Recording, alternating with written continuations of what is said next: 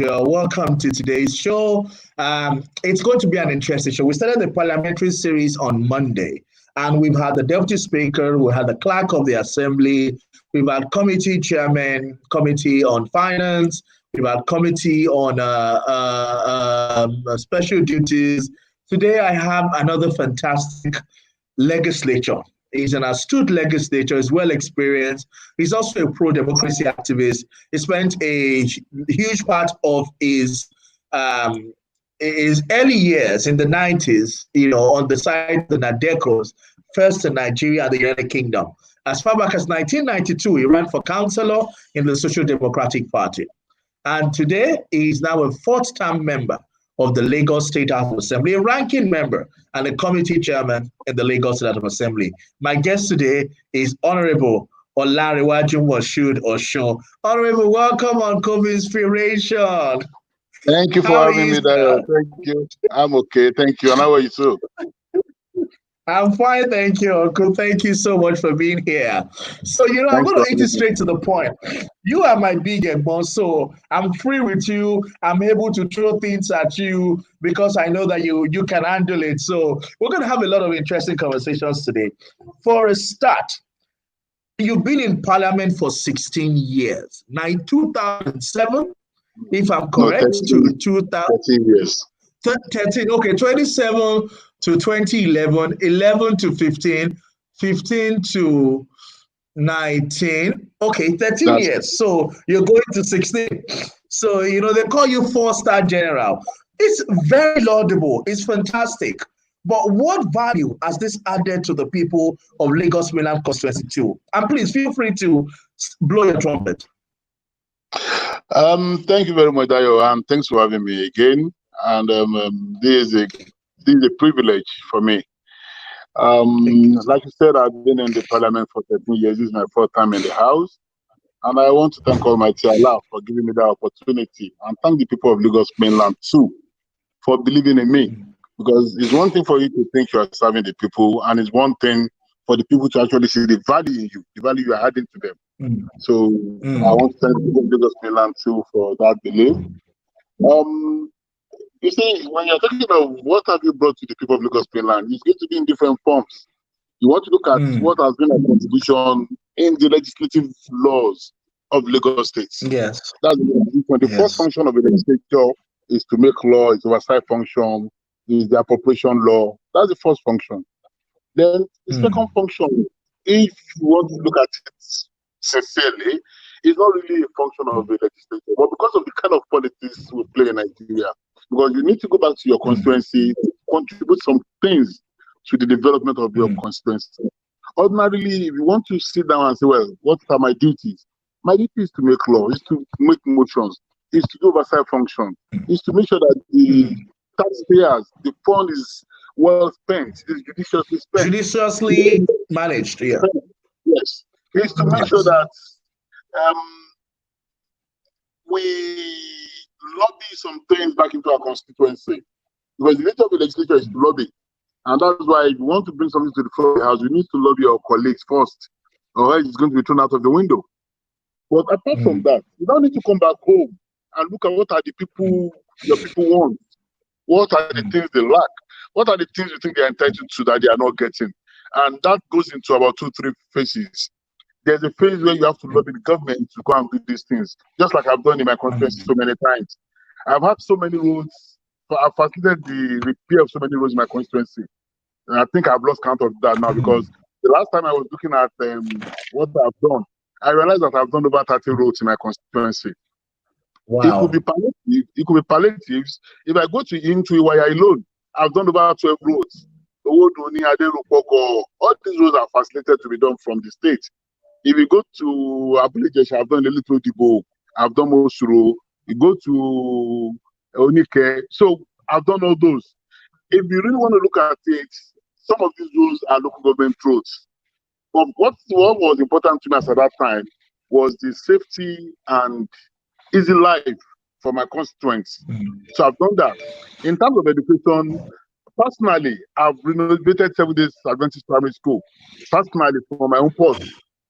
And again, I've facilitated the repair of so many schools, St. Francis, Onike. Today we are talking of Ajay Secondary School. It was facilitated by my very own self, and that's in terms of education. In terms of health, if you go to Abbey Health Center today, I facilitated the relocation of Abbey Health Center because I think your camera is freezing, sir. I don't know if it's the internet or the phone. Okay. Is it better now? Yes, it's better now. It's better now. Okay. So, like I was saying, in terms of health, if you go to Abbey Road or Abbey Health Center today, it's like a mini hospital. I facilitated the repair of that hospital. And in terms of employment, I've brought so many employment. Teachers, LASMA, Kai, I've brought so many. The last teachers' employment that was done, I still made sure about 5 of my constituents were employed in the state. One in Iwaya, one in Abulijesha, one in Onike. And before then, it was LASMA. I facilitated the last one. In terms of local government, I've put so many people, some of our boys in local government. Even to as far as even into road transport. So what I've tried to do is to make sure that in every sphere of human living, from health to education to social infrastructure to employment, I make sure that I've had an impact in the life of my constituents. That's number one. Number two, since 2007 that I was elected, I have a program which was a personal program, because during the election of 2007, I promised my people that, one, I won't be too far from them. And the first thing I did was open a constituency office in number 16 Electoral. The office is still open till tomorrow. It opens 6 times a week. The only time that place is shut is Sunday. But apart from that, I have a program where I have some widows, some old people that I've placed on what I call a salary. I give them something every month since 2007. Sorry? Allowances. Well, we can call it allowances, but I just make sure that at least at the end of the month, because some of these people, they've done their bits for either the local government, the states, or even the country. And I think it's right time, in all the developed countries of the world, they take care of their aged, the widows, and the rest.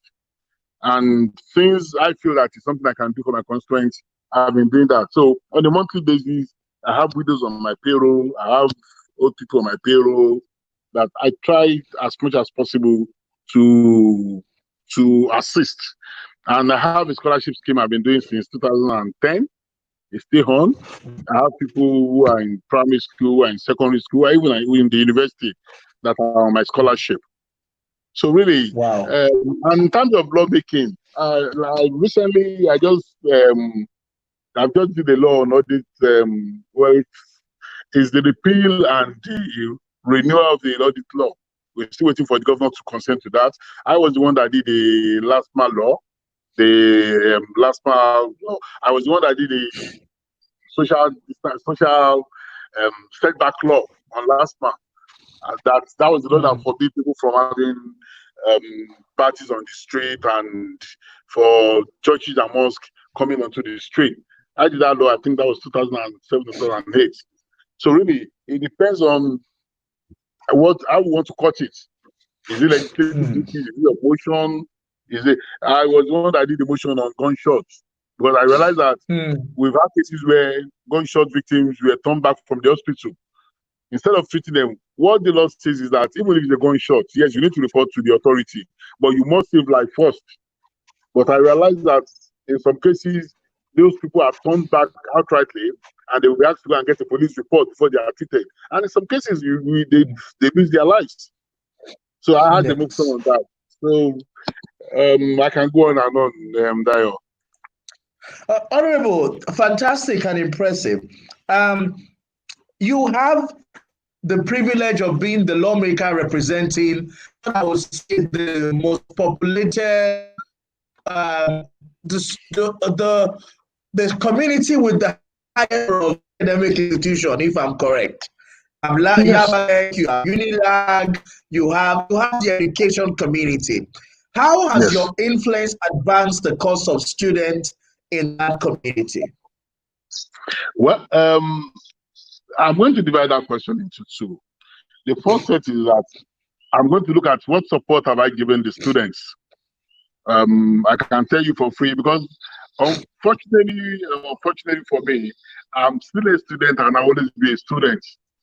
In the last 3-4 years, in the last 10 years, I've always been doing one course or the other in Unilag. I did a master's in public and international affairs. I enrolled for master's in political science.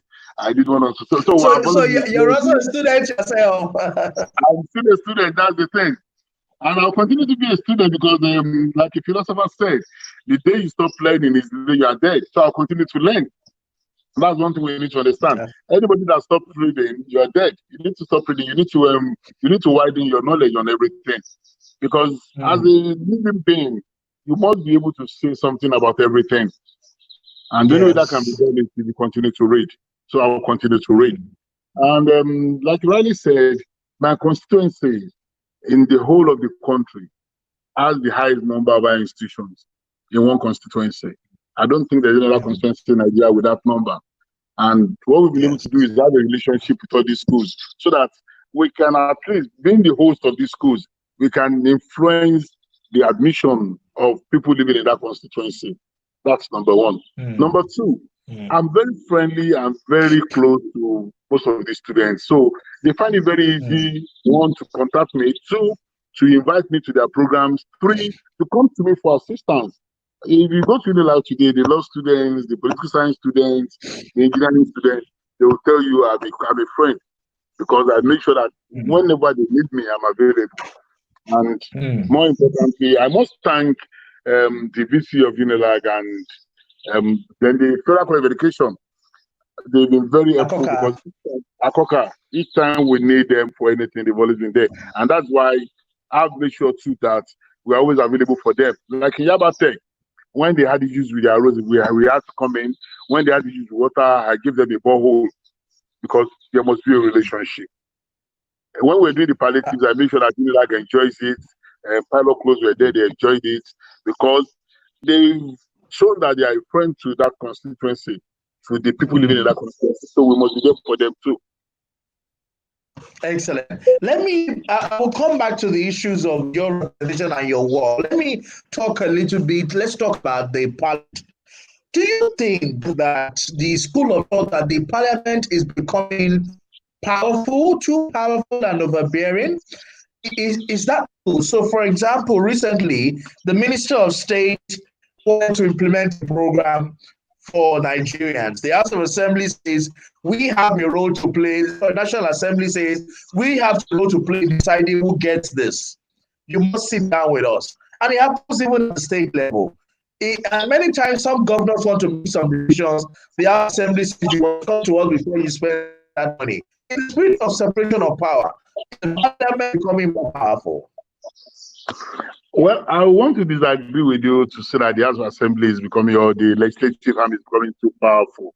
I want to disagree with that because you see, like I said when we started this program, what is the duty of a legislator? One of our duties is oversight function. You see, the law says that whatever the House can make a law on, then they can overdo oversight function on. Investigate. You see, either we like it or not, if anything goes wrong, the harm that gets the knock more, the harms that get victim more, the harms that get victimized more, the harms that get criticized more is the legislative harm. Because legislative harm is the closest to the people. Let's look at the state. You have, in Lagos State, we have 41 people voted to rule Lagos State. That is the governor on the joint ticket with the deputy governor and 40 honorable members. The commissioners are on appointment. They were actually selected. So in most cases, people don't even know these commissioners. People don't know them. Some of them don't even know their ward. Some of them don't even know their constituency. The people, the electorate knows the legislature because they voted them in.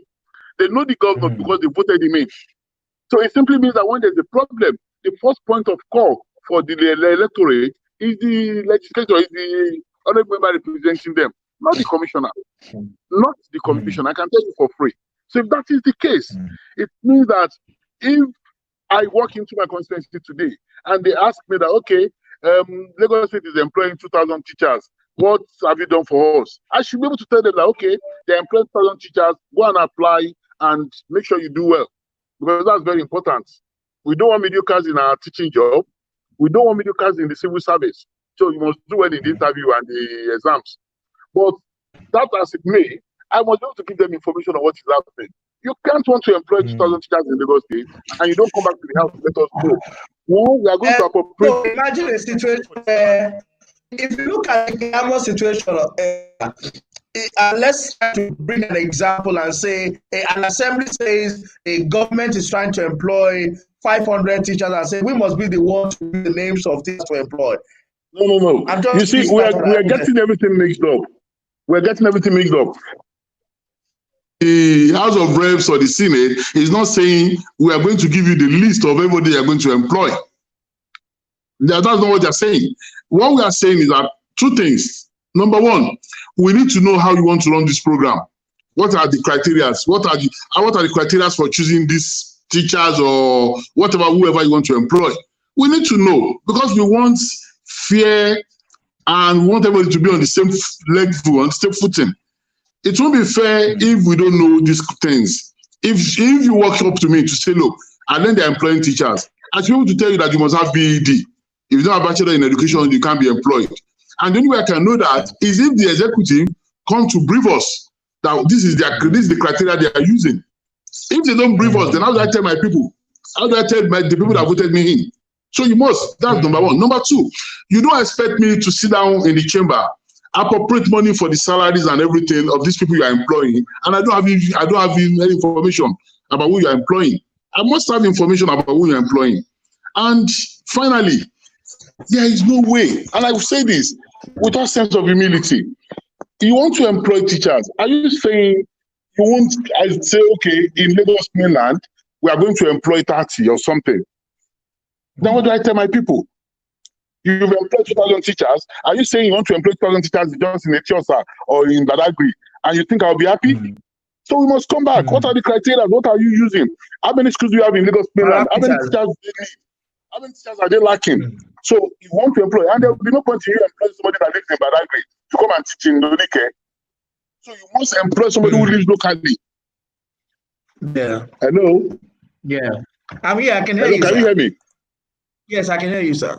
So we are insisting that you must employ somebody that lives locally so that you don't employ somebody who lives in Badagry to come and teach in Iwaya in Fasuma Secondary School in Iwaya, and the person will not come to work 2 times, 3 times a week because the place is too far because he can't get work. So these are the things we want them to come and brief us about. But the minute you ask the executive to brief you on what they are doing, they think you are antagonizing them, they think you are fighting them. It's not about fighting. Yes, there's separation of power. But that separation of power is interwoven again. It's not ultra separation of power. Can the executive live alone without the legislature? We need to appropriate, we need to pass their budget. Can we live alone without the executive? I don't think so. Can the judiciary live alone? The laws are made by the legislature are not interpreted by the judiciary. So, in as much as everybody keeps talking about separation of power, that separation is interwoven. We need to work with each other. We need to live with each other. But all we are saying is we are not encroaching into your duties, don't encroach into ours. But we must work together. Absolutely. There must be that synergy and collaboration between all the various arms of government for good governance. That's what you're saying, sir. Something you can't take away. You can't take it away. But either you like it or not, when you talk of democracy, it's the legislature that makes democracy. Is the legislative arm. Because let me tell you something. When we have military rule, we still have the executive office, maybe in another name, call it whatever name you want to call it. We still have the judiciary in another name. But the only thing that we see out, the representation of the people, parliament. So that what makes democratic government is the legislature. So it's the most powerful. Now let's talk about legislative work. One of the most important arm of your work is your constituency. You represent a people. You come from an enlightened constituency. We can say 70%, 80% literate in that constituency. On some areas, people are not that lucky. What is the importance of a literate populace, an educated populace, and the development that they attract?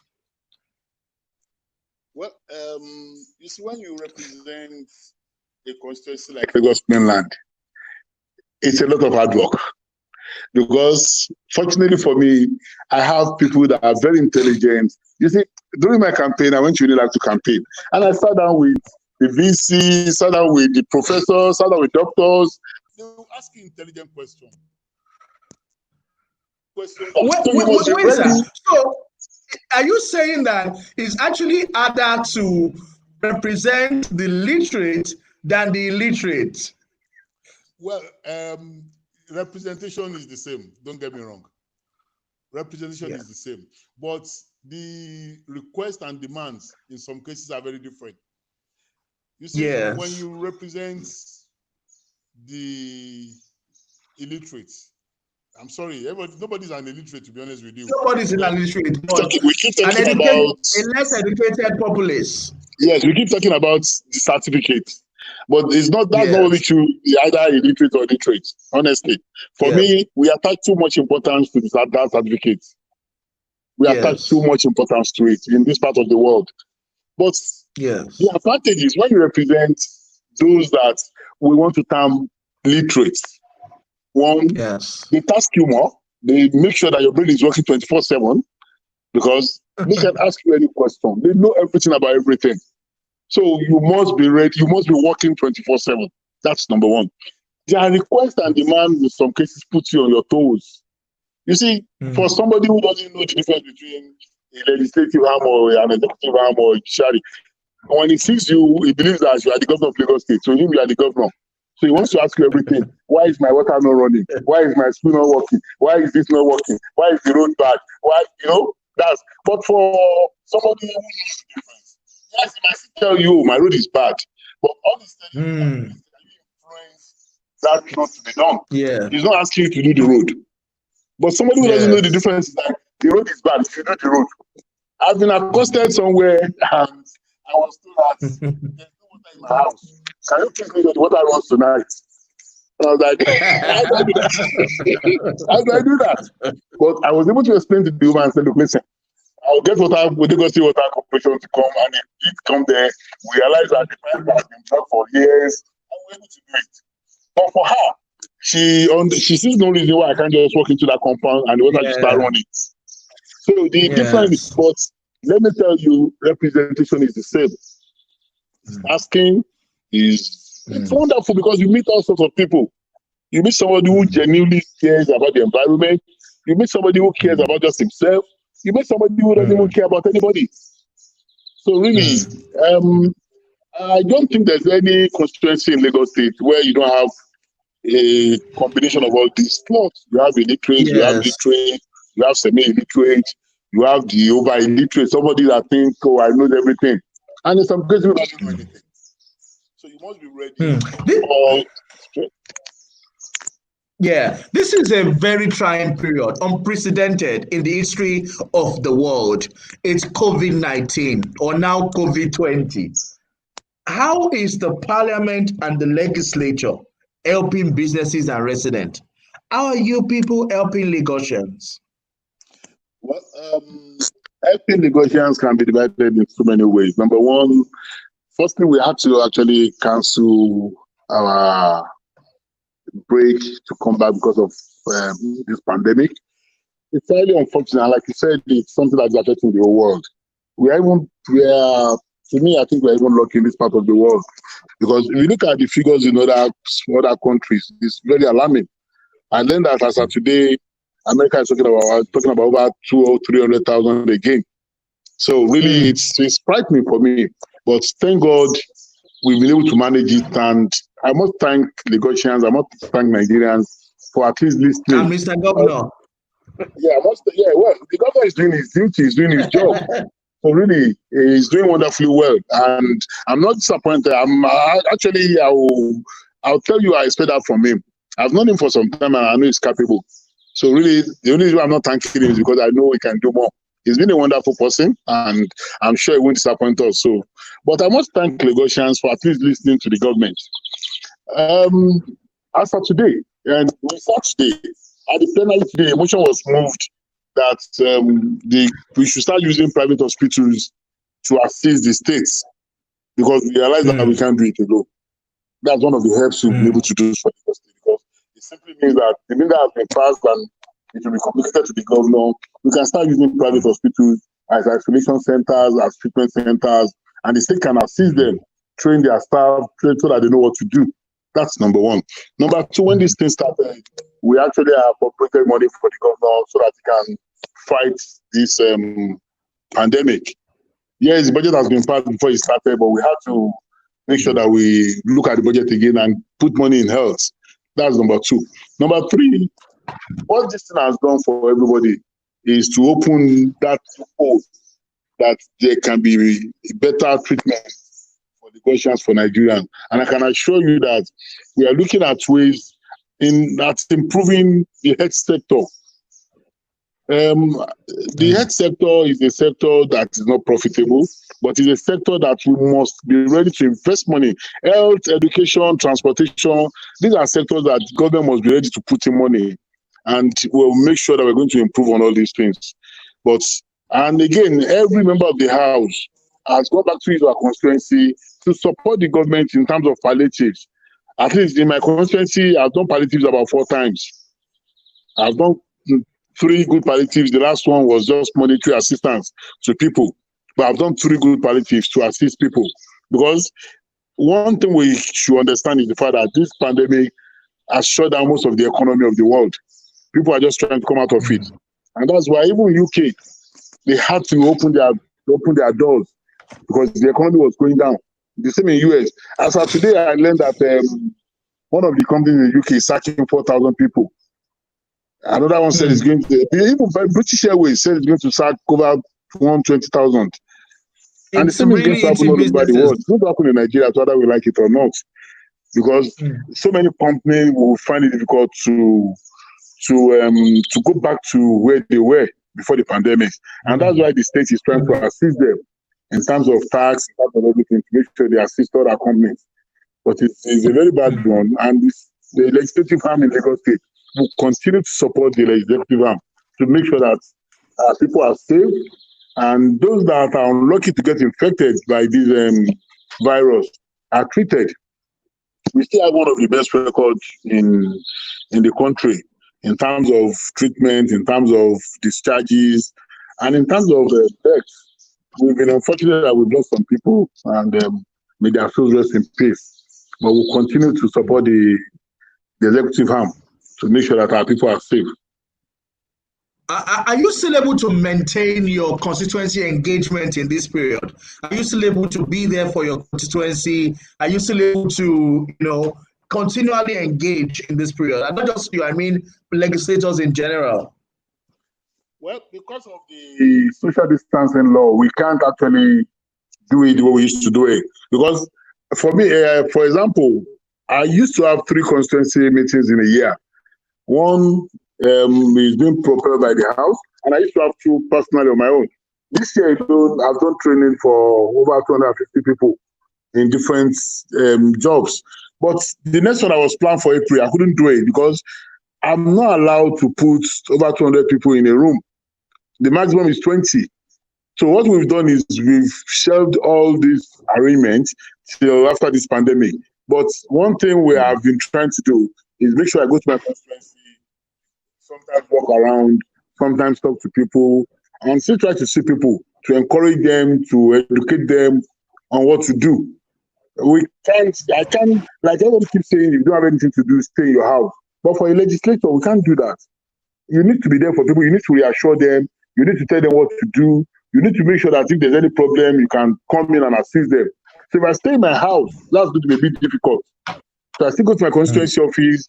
I still make sure I attend to people. I talk to them on the phone. And if any help is needed, I try to connect them to the right sector so they can be helped. But in terms of engaging them the way I used to, that is putting 200, 250, 500 people under one roof. I can't do that for now. I have so many questions for you, and you are one of the most I can actually put any question to because you are my Please, report. I So, will try my but I'm best to answer your question. Honorable, do you think that the law-making process as can be inhumane sometimes? Like you find an offense, maybe just crossing the bridge, and they say the person should pay $1 million fine and so years or months of detention. At the laws, I saw something this morning. I think it was the face mask law or something that comes into effect. You pay so and so millions, or the person can be detained for 3 months. Just, what is the idea behind those stringent laws? And are they really meant to be punitive or to engage people? Well, you see, we need to understand these laws. You don't read any law in isolation. That's the first thing. But secondly, you see, most of these laws are not punitive. They are meant to be deterrents. We want people to go away from these crimes, from these offenses. Look at the law that came into effect this week about using your face mask. The fine of 20,000 is not because the state wants to raise money. It's to deter people from going out into the street without these things. Because you see, at the end of the day, we are trying to keep you safe. And the only way we can do that is if you have your face mask on, you are not going to infect anybody, nobody's going to infect you. And that will be you saving the state a lot of money. Because if somebody is infected, the state is going to spend so much to cure that person. Every life matters to us. So most of these laws are meant to be deterrents. The transportation laws, when you say don't go one way, it's not the money you are going to pay that the state is looking for. It's trying to avoid accidents. Because if someone wants to cross the road, it's going to look at the right road to say, okay, no car should be coming from this angle normally. So when you now decide to go one way and you now hit the person, either the person is going to die or is going to be deformed for life. All these laws are meant to be deterrents. That's number one. Then number two, we need to understand the fact that law is a living thing. And that's why you see the House of Assembly from time to time reviewing our laws. If you look, I'll give you a very good example. Look at the land use law. When we made the law and we realized that there was a mistake with it, we withdrew the law and tried to amend it. Law is a living thing. Nobody is perfect. Nobody's laying claim to perfection. Don't get me wrong. We are not saying that all the laws we made in the house is perfect. But wherever we think that, oh, we've heard or we made a mistake, or maybe we made a law and 2, 3, 4, 5 months down the line, we realize that law is not right again, or is obsolete or something. We go back to the drawing board and review the law and try to change it. Law is a living thing, but we should understand that most of these fines and punishments, it's not punitive, is a deterrent. Apart from somebody that kills, then that's punitive, because if you kill and maybe you are sentenced to life imprisonment or something, that's punitive. You understand? But most of these laws, transportation law, the law that was just made by on COVID-19, they is meant to be deterrent. We just want to tell you that please don't do this. Absolutely fantastic. Now, before I wrap up, there's something that I have a strong concern about. It's the fact that the research sector in Nigeria is obsolete. There's nothing going on. We're not innovating. We're not creating anything. We're not introducing new ideas. And we find lots of budget for research and research. We have many Nigerian institutes of research in this, research in that, but we're not introducing new things into the system. What is the parliament doing about this? For example, we can't even produce or research a solution to COVID or to many other sicknesses and disease. What's going on? It's alarming, sir. That's a tight one, and I have to be very honest with you. I completely agree with you. You see, as a country, as a state, I think we need to change our mentality. Well, for me, this is a personal opinion. You see, I think we still have a bit of slavery mentality. I'm sorry, but that's my own opinion. Because Even I want you to look at all of us. I'm not going to exclude anybody now. Look at all of us. I'm even happy I can see my brother wearing a buba and shokoto there. In most cases, we want to copy these white men. The West. We believe they are better, they can do it better. And unfortunately, go to any Western world, go to UK, go to US, go to Germany, go to Holland, go anywhere. Most of their research agencies must have a Nigerian. The best train station in UK today was that the architect was a Nigerian. You see, we have this brain, we have this knowledge, but unfortunately, I think we need to change our mentality. Let me just put it that way. This is a country that should be great. Well, everybody keeps talking about the giant of Africa. I don't see us as giant of Africa, to be honest with you. Giant of Africa that doesn't produce anything. We're not producing anything. Even toothpick we are importing from abroad. Toothpick. So tell me, what are we producing? Look at research. Now, I know this is going to be controversial, but this is my opinion. Everybody keeps talking about research and everything. But I want us to even go backward, go back home. Are we saying before the invention of all these tablets, our forefathers, what were they using? Let's do our research and see what leaves can be used. We can refine these things. We go to China and we bring their leaves and we tell you, this cures hypertension, this cures the high blood pressure, this cures the diabetic. These are normal leaves. Most of these tablets we are using some of them are from leaves. So we need to look at what we have, look at our normal strength and use it. But apart from that, I think the government needs to do more in terms of research. They need to do more. That's number one. Number two, we as a people, we need to do more. We need to believe in ourselves. You will see a graduate who will tell you, I can't do this job, it's dirty. And that same graduate will get to UK or get to US or get to Holland and start doing something that's even worse than that. Something that is worse. When BRT was going to employ some drivers, I gave a slot to a member of my constituent, and he said to me, no, I can't do it. But that same guy went to UK, and as of today, he's a cleaner in one of the hospitals in North London. So the last time I saw him, I was like, oh, you can't do this in your country, but you can do it abroad. And he said, he had no skills. So we need to start thinking inward. We need to start looking at what we can do. Americans will tell you, don't think about what America can do for you. What can you do for America? It's safe and private. You need to start looking at what we can do. Everybody keeps talking about flooding in Lagos today. But I want you to go to most of our drainages. These drainages are blocked by dirt, thrown into the drain by someone like you and I. And the unfortunate thing is that when we see somebody doing this, we look the other way. Not knowing that when the drainage is blocked and water keeps coming back to the road, it's going to affect all of us. So I think we need to believe in ourselves. We need to believe in this country, and more importantly, we need to believe this is our country, and the glory or the failure of this country rests in our hands. Everybody keeps talking about our leaders. Who are the leaders? The leader we are talking about comes out of that society. And if the leader, let me give you another. We have one governor in Lagos State, but we have about 20 million Lagosians. So it means that the governor will only succeed if Lagosians are ready to work with him. If Lagosians says not to work with him, let him do the best road, the best bridge in the world.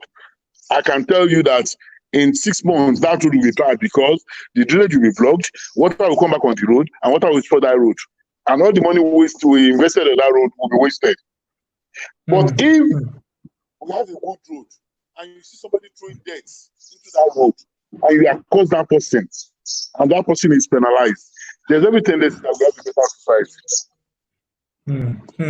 Thank you. Although there's another angle to that conversation, which is about oversight function in ensuring that institutes that have been funded to do research should not get any subsequent funding if they cannot produce anything from the money they have gotten the year before.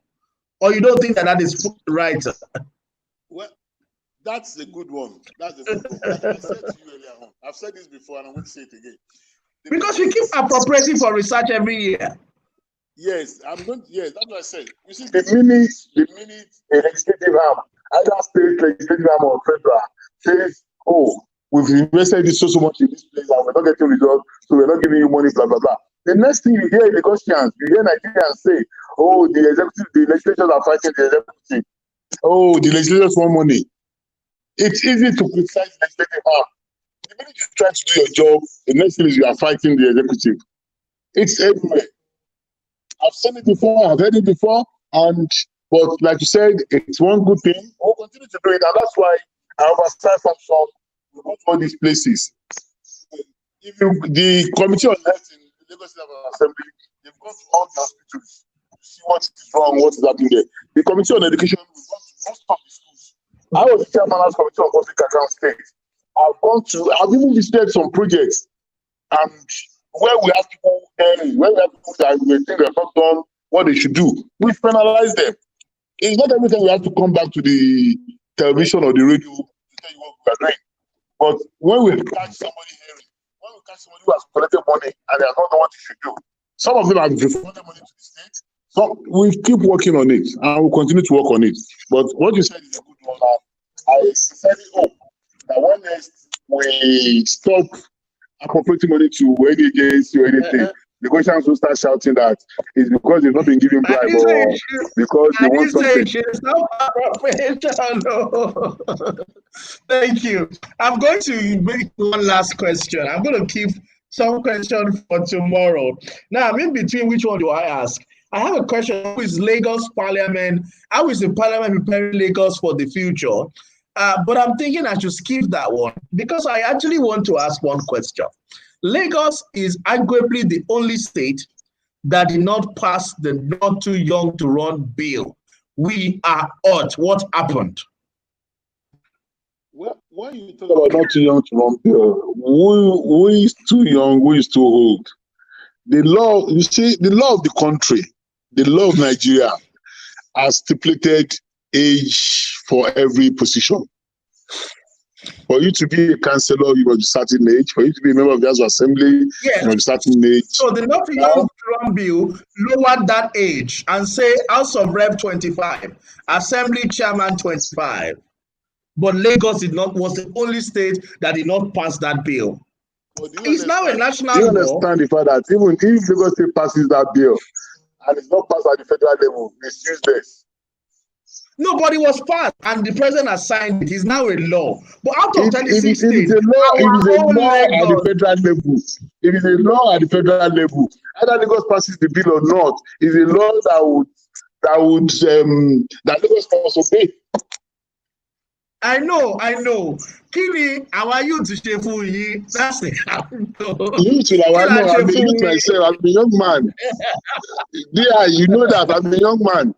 Don't mind my gray hair. That was because of the stress. Okay, I'll let that question pass. I'll ask another the question tomorrow. But it's been great having you on the show. Thank you very much. So much for your time. I have enjoyed every moment of it. It's a privilege for you having me. Thank you very much. Thank you so much. And do have a great evening. Please send our love to your family and to the good people of Lagos mainland. We pray that God will continue to bless you and keep you in Jesus' name. Thank you very much. Amen. And you too.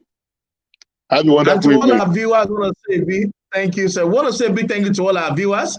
This video is available on YouTube. You can always watch and go back to it. Just search for Honorable Oshun CovInspiration. You'll be able to see the video. I'll see you tomorrow with Honorable Tomo and also Honorable Tokwa Adewaleja. God bless you and have a great evening, everyone.